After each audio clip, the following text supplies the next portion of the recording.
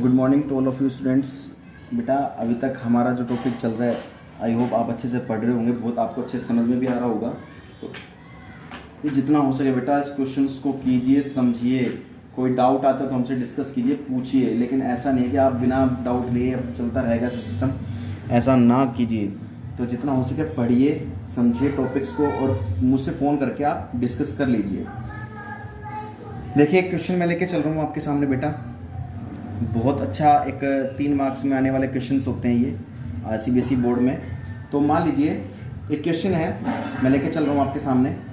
Y limited forfeited 1000 share, Y limited forfeited 1000 shares, ठीक है, 1000 shares of ₹10 each, of ₹10 each at 10% premium, at 10% premium, ठीक है, to Shyam,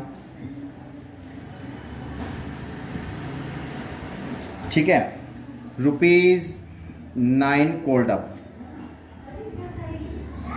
₹9 cold up यानी कि sorry 9। इसका मतलब क्या है कि बेटा कंपनी 9 रुपये ही मांग के चल रही है 10 रुपये में से। एक शेयर की फेस वैल्यू 10 रुपये है, जिसमें से कंपनी 9 रुपये ही मांग के चल रही है। On which he did not pay, on which he did not pay ₹3 of allotment,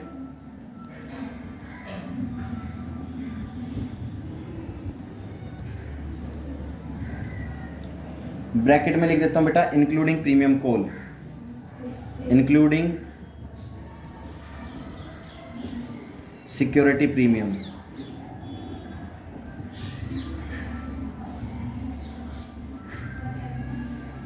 and first call of ₹2, and first call of ₹2। ये बात समझ में आ गई। उसके बाद out of these 600 shares were reissued to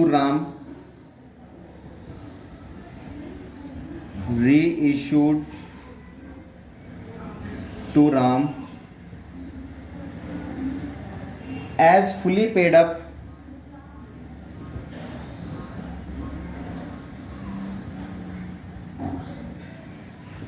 for ₹8 per share, and 200 shares to Shyam as fully paid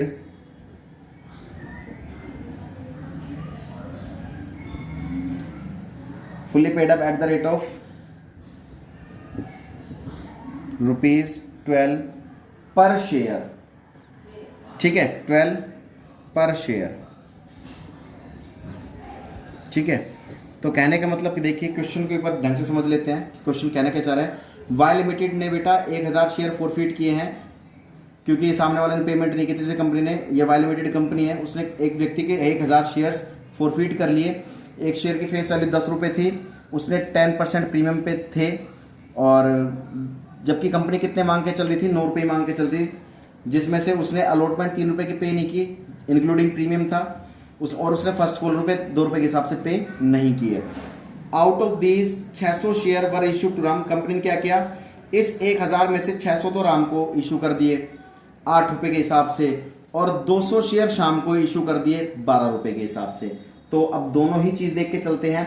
एक को तो भैया डिस्काउंट पे कर रहा है वो, एक को तो क्या कर रहा है, डिस्काउंट पे कर रहा है, और एक को वो प्रीमियम पे कर रहा है। सो फर्स्ट ऑफ ऑल सबसे पहले हम किसकी एंट्री करते हैं, फॉरफीचर ऑफ शेयर्स की।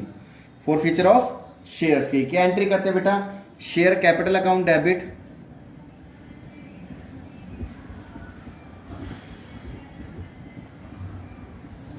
ठीक है, शेयर कैपिटल अकाउंट डेबिट। देखिए अब उसने क्या क्या पे नहीं कर रखा, उसने बेटा 2 शेयर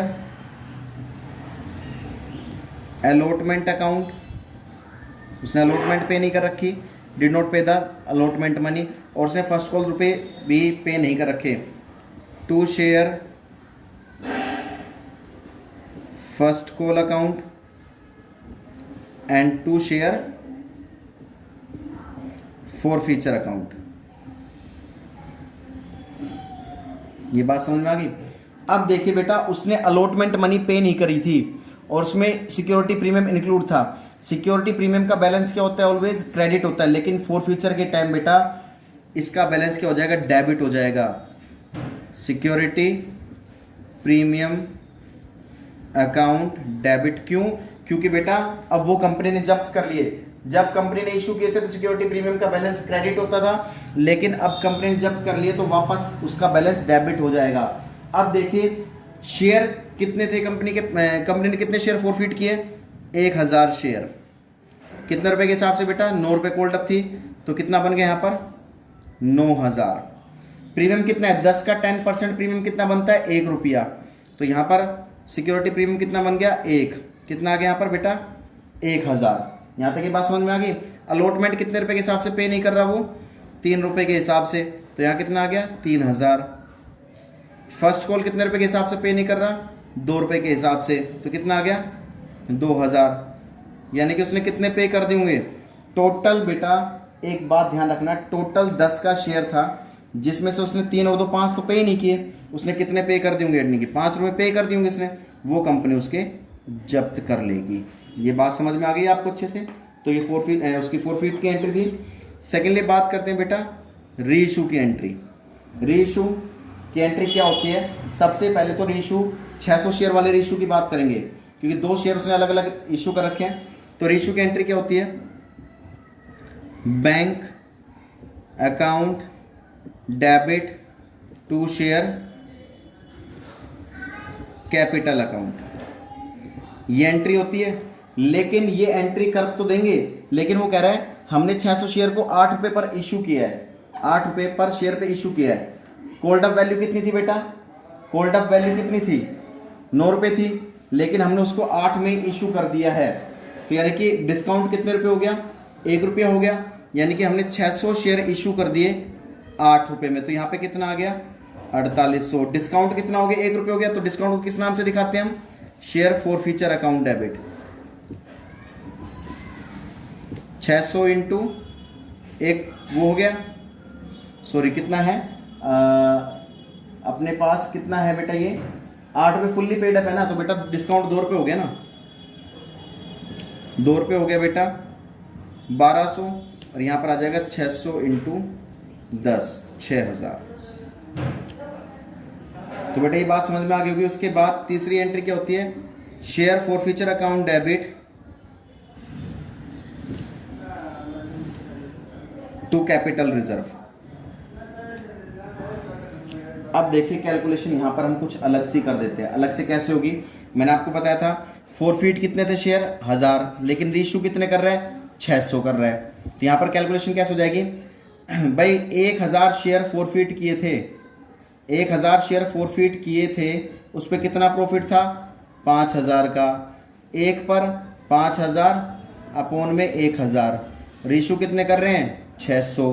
तो यहाँ पर 600 के हिसाब से निकाल लेंगे, कितना आ जाएगा बेटा? ये 3000 आ गया। 3000 में से बेटा माइनस कर दो डिस्काउंट का बैलेंस 1200 रुपये, तो ये आपके पास जो 1800 आ जाएगा ये आपका कैपिटल रिजर्व में ट्रांसफर हो जाएगा। ठीक है। अब सेम एज इट इज बेटा, ये मत समझना कि डिस्काउंट को माइनस कर दिया ये वाले को, अगर प्रीमियम पे रीइश्यू करते तो प्रीमियम को प्लस कर देंगे, प्रीमियम को कभी प्लस नहीं करेंगे बेटा, बस अगर डिस्काउंट है तो उसको माइनस करके दिखा देंगे। ठीक है। अब ये दूसरा केस जो है कि भाई 200 शेयर्स को हमने 12 में रीइश्यू किया है, तो बेटा यहाँ पर प्रीमियम कितना हो गया हमारे पास? कितना रुपए प्रीमियम हो गया? 2 रुपये के हिसाब से 400 रुपये, क्योंकि 10 का शेयर है, 2 रुपये एक्स्ट्रा में कर रहा है, तो 400 रुपये हमारे पास प्रीमियम हो गया। तो बस एंट्री ये कर देंगे, bank account debit to share capital account and to security premium, और फिर कैपिटल रिजर्व में ट्रांसफर कर देना है इसी तरीके से टेबल से निकाल के। ठीक है बेटा, ये समझ में आ गया? आप इसका स्क्रीनशॉट ले सकते हैं। तब तक के लिए बेटा सेफ रहिए, सुरक्षित रहिए। जय हिंद, जय भारत।